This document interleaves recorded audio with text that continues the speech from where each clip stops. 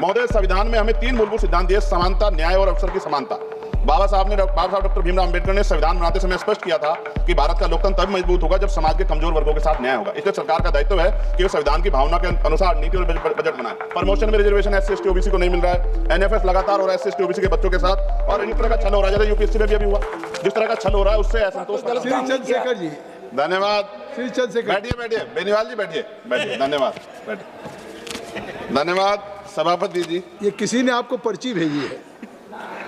महोदय, मैं आपके माध्यम से सरकार द्वारा प्रस्तुत वर्ष 25-26 के लिए अनुदान की अनुपूरक मांगों के दूसरे बैच पर अपनी बात रखना चाहता हूं।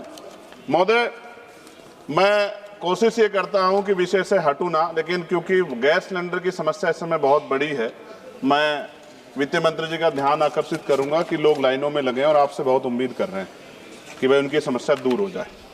मैं कहना चाहता हूं कि सरकार केवल खर्च को मंजूर देने की संस्था नहीं है, बल्कि जनता के धन की संरक्षक संस्था है। इसलिए जब सरकार अतिरिक्त खर्च की मांग करती है तो संसद का दायित्व बनता है कि वह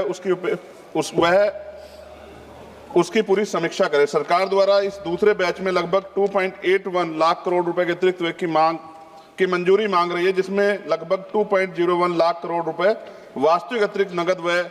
यह बहुत बड़ी राशि है और इसलिए यह जरूरी है कि हम ये देखें कि पैसा किसके हित में और किस दिशा में खर्च किया जा रहा है। महोदय, जब फरवरी में पूरा बजट पेश किया गया था तो इतने कम समय में इतनी बड़ी अतिरिक्त राशि की आवश्यकता क्यों पड़ गई है? यदि बार बार इतनी बड़ी अनुपूरक मांगे आती हैं तो इसका मतलब है कि बजट अनुमान और वित्तीय योजना में गंभीर कमी है। देश की जनता चाहती है कि उसका पैसा सोच समझकर और योजनाबद्ध तरीके से खर्च। महोदय, इस अनुपूरक बजट में उर्वरक सब्सिडी के लिए लगभग 15,000 करोड़ का अतिरिक्त प्रावधान किया गया। किसान पहले ही महंगी खाद, महंगे बीज और महंगे डीजल की समस्या जूझ रहा है। सरकार को स्पष्ट करना चाहिए कि उसकी नीतियां किसानों को राहत देने के लिए या केवल आंकड़ों को संतुलित करने के लिए। महोदय, मैं विशेष रूप से सदन के माध्यम से अनुसूचित जाति, अनुसूचित जनजाति, अन्य पिछड़ा वर्ग के सवाल को उठाना चाहता हूं। भारत का संविधान हमें सिखाता है कि विकास तभी सार्थक होगा जब समाज के सबसे कमजोर व्यक्ति को उसका लाभ पहुंचे, लेकिन वास्तविकता यह है कि अभी आज भी दलितों के साथ सामाजिक भेदभाव का उनको सामना करना पड़ता है। आदिवासी क्षेत्रों में विकास की गति बहुत धीमी है। ओबीसी समाज को शिक्षा और रोजगार में पर्याप्त अवसर नहीं मिले, इसलिए मैं सरकार से कुछ स्पष्ट मांगे सदन के माध्यम रखना चाहता हूं। मैं सरकार से मांग करता हूं कि अनुसूचित जाति और अनुसूचित जनजाति के लिए जो एससी एसटी और टीएसपी का बजट प्रावधान है उन्हें वास्तविक आबादी के अनुपात में बढ़ाया जाए और ये सुनिश्चित किया जाए कि वे राशि किसी अन्य मद में ट्रांसफर ना हो। दूसरा, देश के दलित, आदिवासी और पिछड़े वर्ग के युवाओं के लिए विशेष छात्रवृत्ति और कौशल विकास कार्यक्रम चलाए जाएं ताकि उन्हें शिक्षा और रोजगार के बेहतर अवसर मिल सके। साथ साथ सरकारी नौकरियों में आरक्षण में जो रिक्त पद हैं उनको तुरंत भरा जाए। देश में लाखों पद ऐसे हैं जो वर्षों से खाली पड़े हैं। ये संविधान की भावना के खिलाफ है। और चौथी मांग ये है, आदिवासी क्षेत्रों में स्वास्थ्य, शिक्षा और सड़क जैसी बुनियादी सुविधाओं के लिए विशेष पैकेज दिया जाए। महोदय, संविधान में हमें 3 मूलभूत सिद्धांत दिए: समानता, न्याय और अवसर की समानता। बाबा साहब डॉक्टर भीमराव अम्बेडकर ने संविधान बनाते समय स्पष्ट किया था कि भारत का लोकतंत्र तब मजबूत होगा जब समाज के कमजोर वर्गों के साथ न्याय होगा। इसलिए सरकार का दायित्व है कि वे संविधान की भावना के अनुसार नीति और बजट बनाए। प्रमोशन में रिजर्वेशन एससी एसटी ओबीसी को नहीं मिल रहा है। एनएफएस लगातार हो रहा है एससी एसटी ओबीसी के बच्चों के साथ, और इंटरव्यू में जिस तरह का छल हो रहा है जैसे यूपीएससी में भी अभी हुआ, जिस तरह का छल हो रहा है उससे असंतोष पैदा हो रहा है। साथ साथ महोदय, लोकतंत्र में विपक्ष की भूमिका केवल आलोचना करने की नहीं है, बल्कि सरकार को सही दिशा दिखाना भी होता है। हम चाहते हैं कि देश आगे बढ़े, अर्थव्यवस्था मजबूत हो और नागरिकों को समान अवसर मिले, लेकिन ये तभी संभव होगा जब सरकार इसको सुनिश्चित करेगी। बजट पारदर्शी हो, खर्च जवाबदेह और विकास समावेशी हो।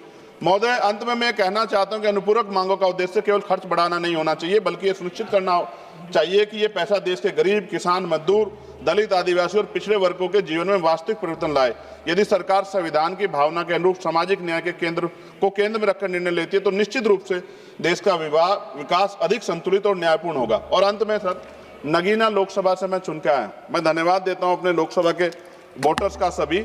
महोदय, पिछली सरकारों ने भी नगीना को इग्नोर कर दिया क्योंकि वो बिल्कुल पिछड़े क्षेत्र से आता है।